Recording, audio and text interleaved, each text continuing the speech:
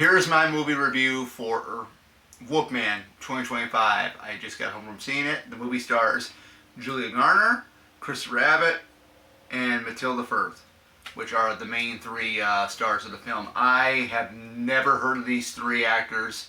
Well, one actor, two actresses. I have not heard of them. This is my first time seeing their body of work. This movie, I know a lot of people, there's mixed reviews about it. Personally, I enjoyed it from start to finish, and the whole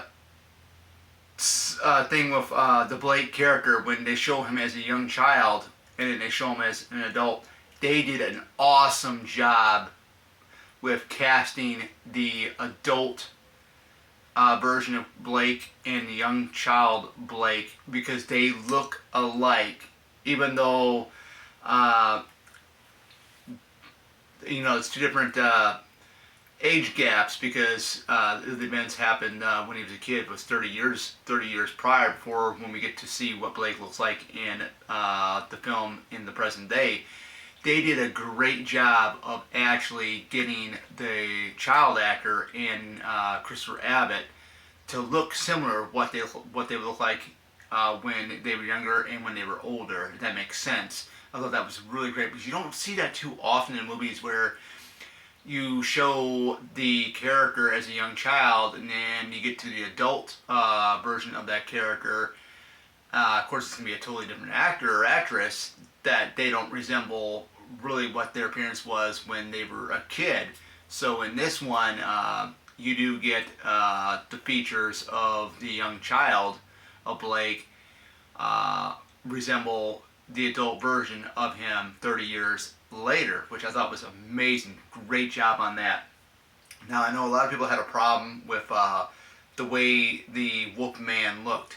You guys have got to understand, too, when you go into these types of movies, I know this is a remake of the Lon Chaney Wolfman from, I think it was like the 1920s, 1930s, I believe. Of course, that was a long time ago, guys. But, when you think of Wolfman and then you think of a werewolf movie, I basically call them the same thing.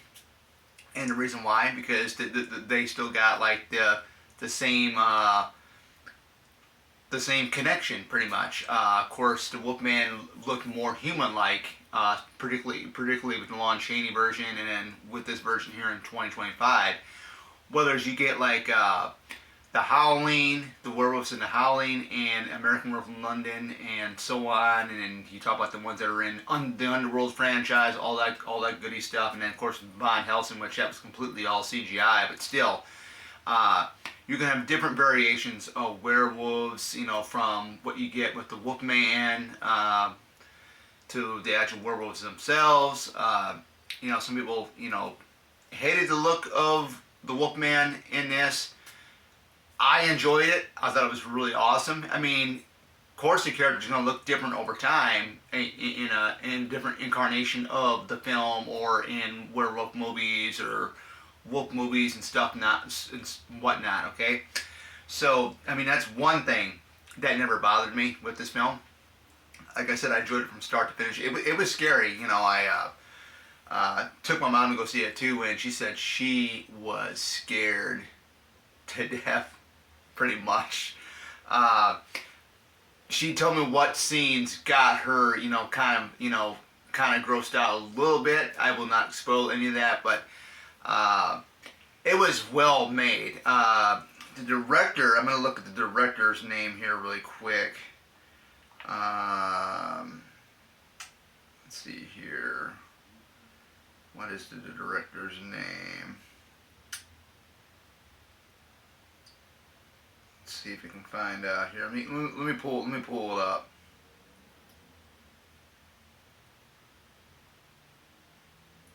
So we got full cast, full crew.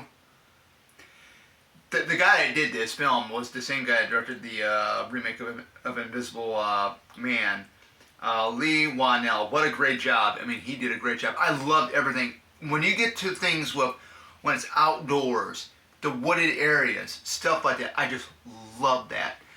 Especially, the backdrops, the scenes where you're in the woods, or you know, the house is like out in the middle of nowhere. That to me is phenomenal. I just loved it. I was like in awe, especially like with the Friday 13 films, particularly with the first one. I just love the outdoor setting, the camping setting, and stuff like that.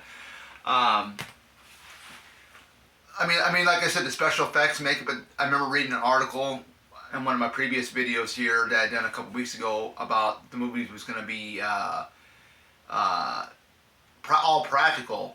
It looked really good, especially the transformation with Blake transforming. I mean, it was amazing. It was, to me, it was almost like right up there with Eddie Quist from The Howling, and of course that was a 5-minute transformation on film, which I thought was pretty badass. Back, that was The Howling, I believe, was in 1980, but still, I mean, this was really, really awesome. Um, I mean, not everybody's gonna like a film that you like, you know, but it's what people are tasting. I mean, I'm not nitpicky when I go to these films. I mean, yeah, of course there are some films I have seen in theater that I didn't really like, but this one here is awesome. It'd make a great addition to the Scarefest for October of 2025 with doing that. So I mean, for October month to be a great horror film to watch. But man, it was phenomenal. The actors, Christopher Abbott, definitely a great performance. Like I said, I've never seen him in anything. Same thing with Julie Garner. And I love the short hair look that she had in this film. She really rocked it. Some women can rock the short hair look, and she was one of them that rocked it. Like I said, this is my first film that I've ever seen Julie Garner in.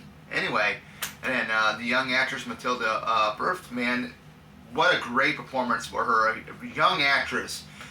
Just the way she acted in that film was very, very good. I mean, I honestly think that she's probably by far, and I've seen a lot of child actors, but by far I honestly think Matilda Firth is probably the best child actor with her acting performance I've ever seen in a very, very long time. Some people might think, oh, come on, man, she's not better than Danielle Harris when Danielle Harris was in Howling 4 and 5. I mean, I'm not trying to compare, but I just think her acting skills, and this was my first film that I've ever seen her in, awesome job. Awesome job. I mean, I'm not really sure. I didn't look on Internet Movie Database to see how old she is, but I know she's very, very young.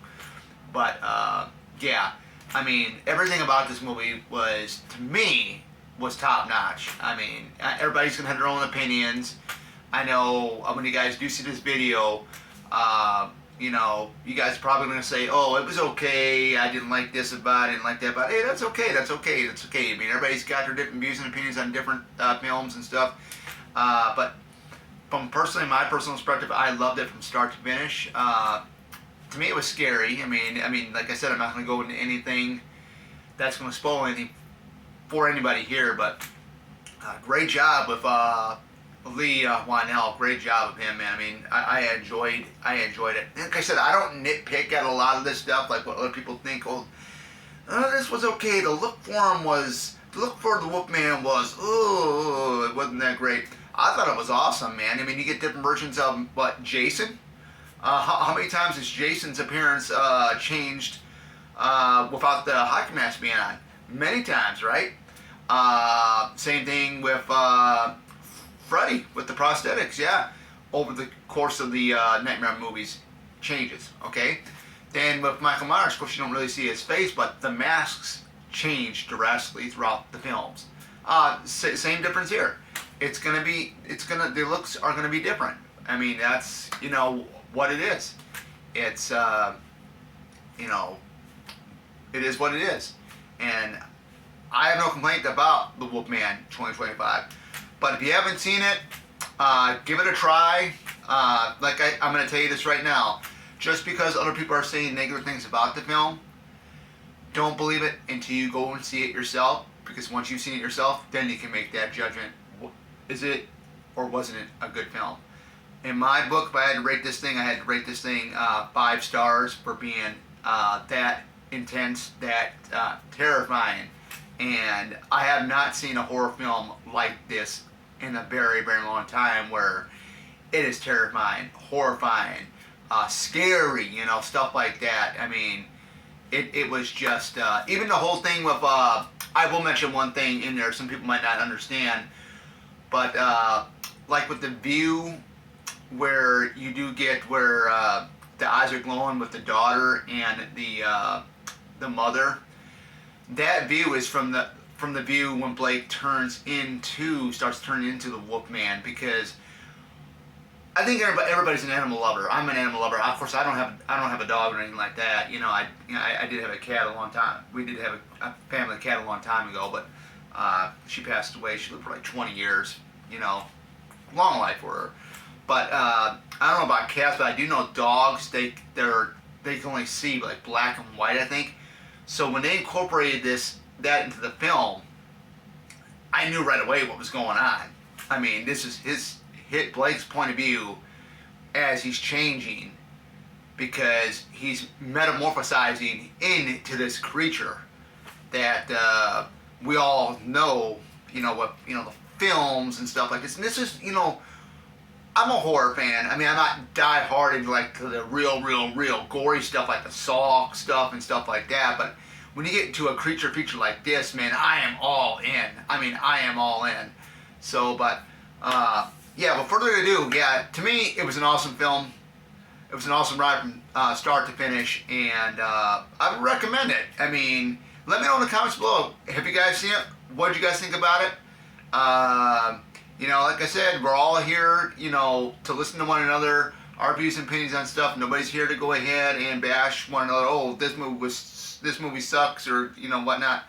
We're all here just to voice our opinions on what we like, and just chat and just have a great conversation, you know, and stuff like that. So, without further ado, this is Oracle sign out. You guys take care, and I'll see you guys back in the next one.